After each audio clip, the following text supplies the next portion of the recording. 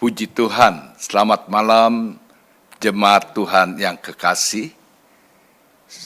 Setelah kita memperingati hari kemerdekaan kita, maka hari ini firman Tuhan mengingatkan juga kita sebagai umat yang dimerdekakan oleh Kristus.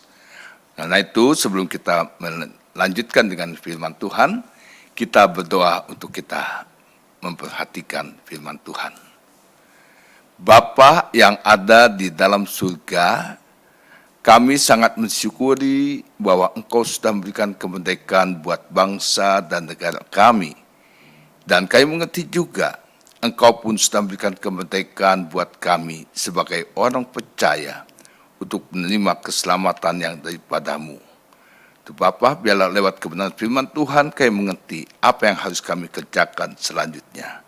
Urapan atas kami semua, sehingga kami dapat memahami segala maksud dan kehendak-Mu. Dalam nama Yesus, kami akan mendengarkan firman Tuhan. Amin.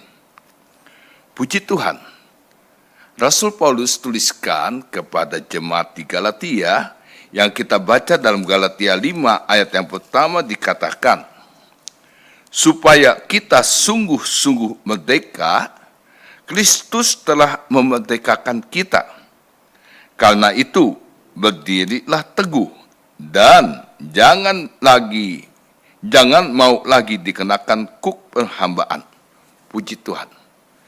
Jadi di sini kita lihat bahwa kemerdekaan kita yang diberikan oleh Yesus adalah kemerdekaan yang sejati, kemerdekaan yang sesungguhnya. Dan inilah yang harus kita pertahankan terus, supaya kemerdekaan kita jangan sampai dirampas lagi.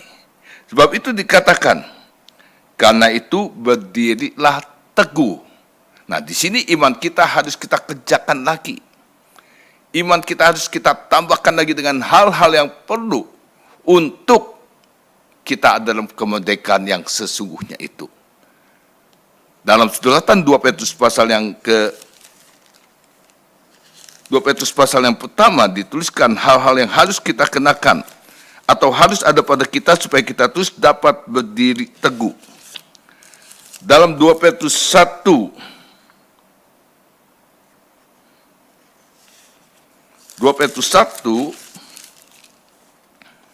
ayat 5 sampai ayat yang ke-7 di situ dituliskan hal-hal yang harus kita kerjakan untuk kita ada dalam keadaan yang dapat mempertahankan kemerdekaan itu. 2 Petrus 1 ayat 5 sampai 7 dikatakan, justru karena itu kamu harus dengan sungguh-sungguh berusaha untuk menambahkan kepada imanmu. Tambahkan kepada imanmu, iman kita harus ditambah dengan kebajikan. Dan kepada kebajikan pengetahuan. Artinya perbuatan baik kita, hal-hal yang baik yang harus kita lakukan, bukan asal kita lakukan yang baik, tapi kita tahu apa arti kita melakukan kebaikan itu. Sebab itu dikatakan di sini, kepada kebajikanmu ditambah dengan pengetahuan. Puji Tuhan. Jadi kita mengerti, kita mengetahui kebajikan-kebajikan yang kita lakukan bukan untuk kesombongan kita, tapi karena kita mengenal kasih karunia Tuhan. Selanjutnya dikatakan kepada pengetahuan penguasaan diri. Nah, ini juga satu hal yang penting untuk kita betul-betul dapat menguasai diri kita. Sehingga pengetahuan yang ada pada kita bukan menjadi kesombongan kita, tapi menjadi satu hal yang kita tahu bahwa inilah yang Tuhan kehendaki buat kita. Untuk kita dapat menguasai diri kita. Bukan untuk kesombongan kita, bukan untuk ketenaran kita. Tapi kita tahu ini adalah karya daripada Tuhan. Dan untuk itulah dikatakan kepada ketekunan harus ditambah, kepada penguasaan diri harus ditambah dengan ketekunan. Dan ini harus dikerjakan terus-menerus, bukan hanya sewaktu-waktu. Jadi perlu ketekunan. Disinilah kita melihat bagaimana kita dapat melakukan dengan baik.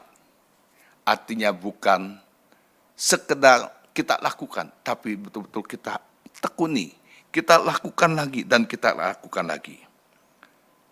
Dan ketekunan, kepada ketekunan dikatakan ditambah dengan kesalehan.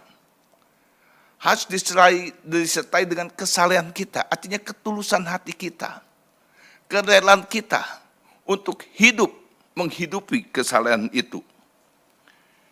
Dan kepada kesalehan harus ditambah dengan kasih akan saudara-saudara. Haleluya. Ini tidak gampang.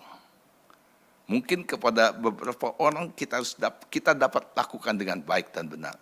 Tapi di sini dikatakan kasih akan saudara-saudara. Nah, di sini perlu lagi pergumulan kita. Saudara yang bagaimana? Tapi di sini bukan lagi kita melihat, oh ini saudara ini yang bisa, yang itu tidak. Tapi dikatakan saudara-saudara, artinya semua anak-anak Tuhan. Ya. Jadi memang inilah dikatakan kita harus berdiri teguh. Kita tidak bisa membeda-bedakan dengan begitu saja.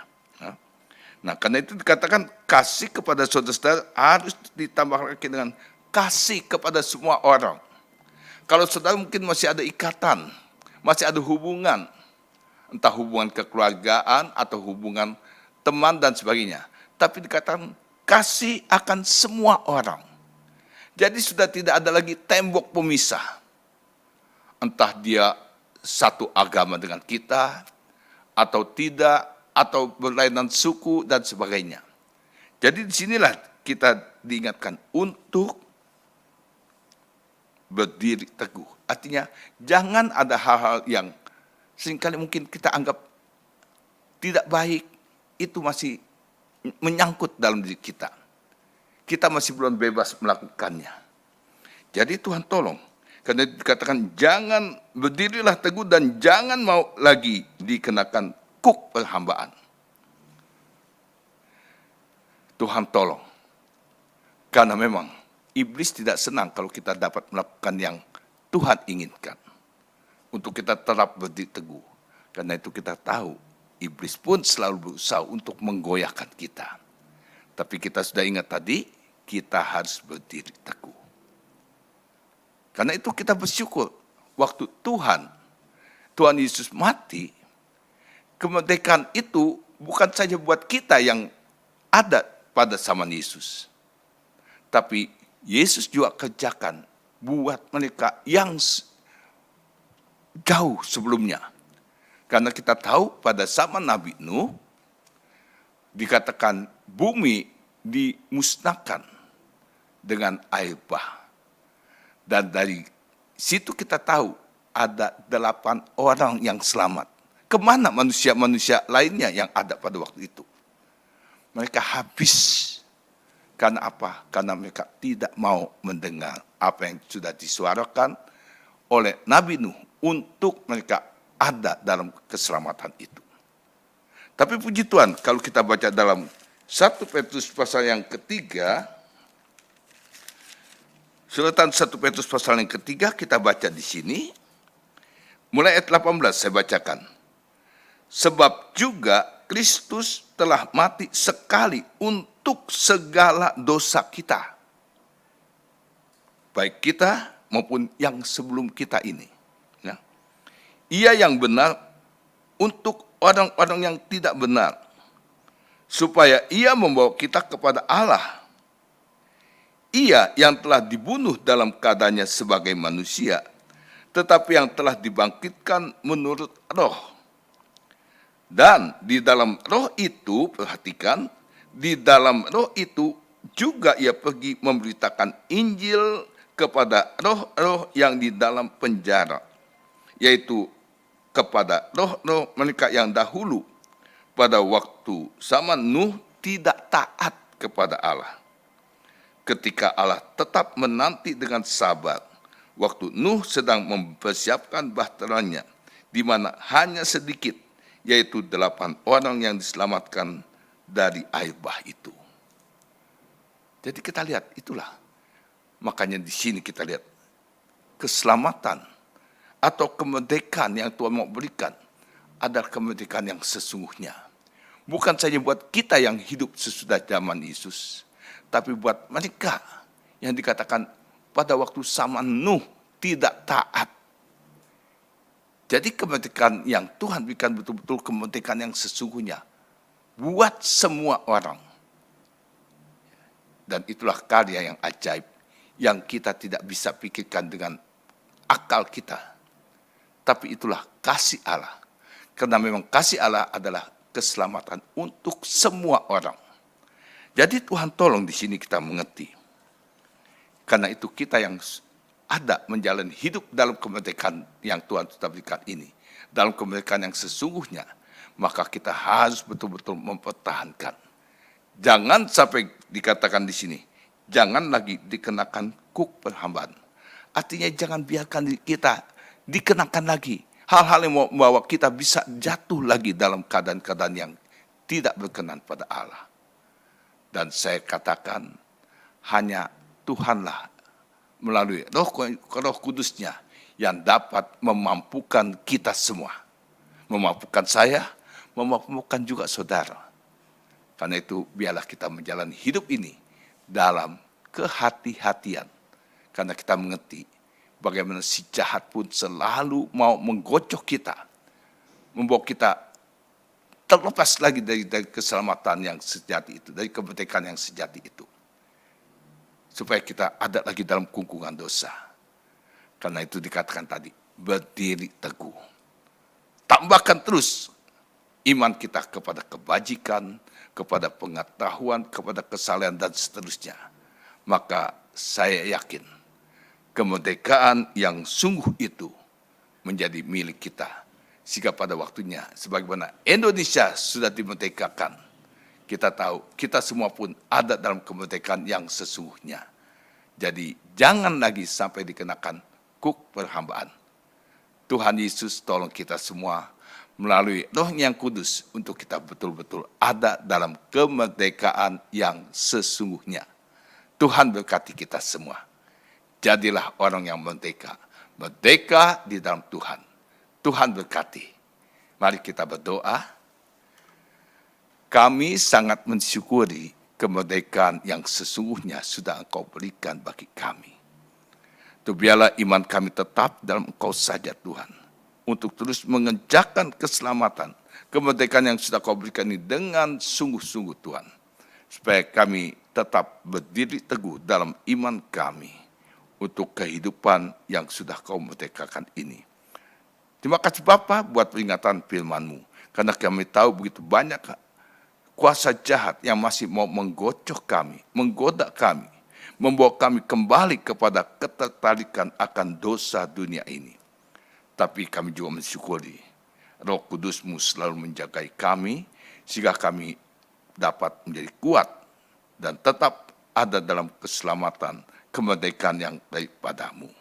Berkati firman-Mu, tanamkan dalam hati kami, supaya di dalam hari-hari yang penuh dengan tantangan ini, kemerdekaan yang sudah Kau berikan bagi kami tetap menjadi milik kami yang pasti sampai kepada akhirnya. Roh Kudus tolong kami semua. Di dalam nama Yesus kami mengucap syukur. Haleluya. Amin. Susanim bangkit. Kuat. Menang. Lanjutkan perjuangan kita dengan mengobarkan api Pantekosta. Haleluya. Selamat malam.